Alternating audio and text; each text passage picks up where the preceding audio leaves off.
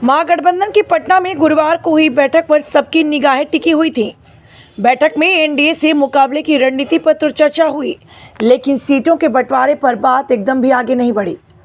दो नए साथियों की वजह से महागठबंधन के 7 दलों के बीच सीटों का बंटवारा सबसे मुश्किल काम दिख रहा है।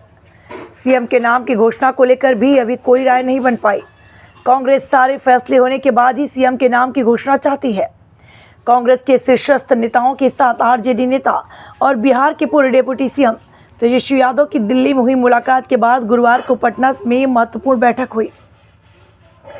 दिल्ली की बैठक में सीटों के बंटवारे और सीएम फेस जैसे मुद्दों पर कोई निर्णय नहीं हो सका।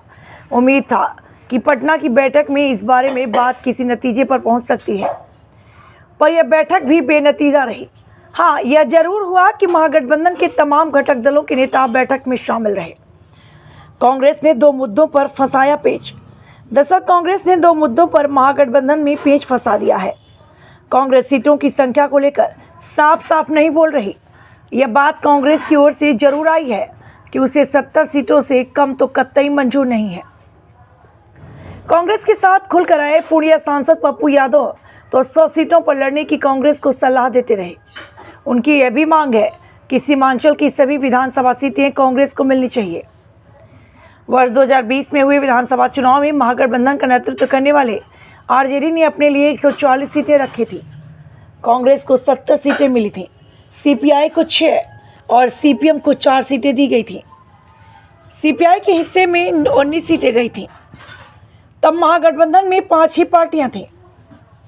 इस बार इसमें 2 और पार्टियां शामिल हो गईं। एनडीए छोड़ राष्ट्रीय लोक जनशक्ति पार्टी के प्रमुख पशुपति कुमार पारस महागठबंधन में आए। हालांकि औपचारिक रूप से महागठबंधन ने इसकी घोषणा अभी तक नहीं की है।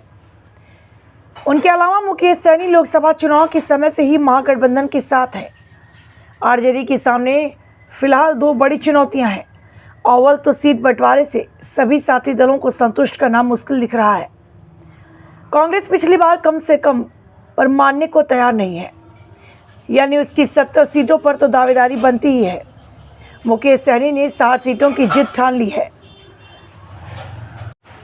सीपीआई एमएल अपने बेहतर परफॉर्मेंस का हवाला देकर 30 सीटें मांग रहा है। सीपीआई और सीपीएम बोल नहीं रहे हैं, लेकिन चाहत तो उनकी भी इस बार 10 से अधिक सीटों पर लड़ने की होगी। पशुपति पारस साथ आए तो उन्हें भी कुछ सीटें चाहिए ही। अगर आरजेडी ने सबकी शर्तें मान ली तो उसे कितनी सीटों पर लड़ने को मौका मिलेगा? पिछली बार आरजेडी 144 सीटों पर चुनाव लड़ी थी।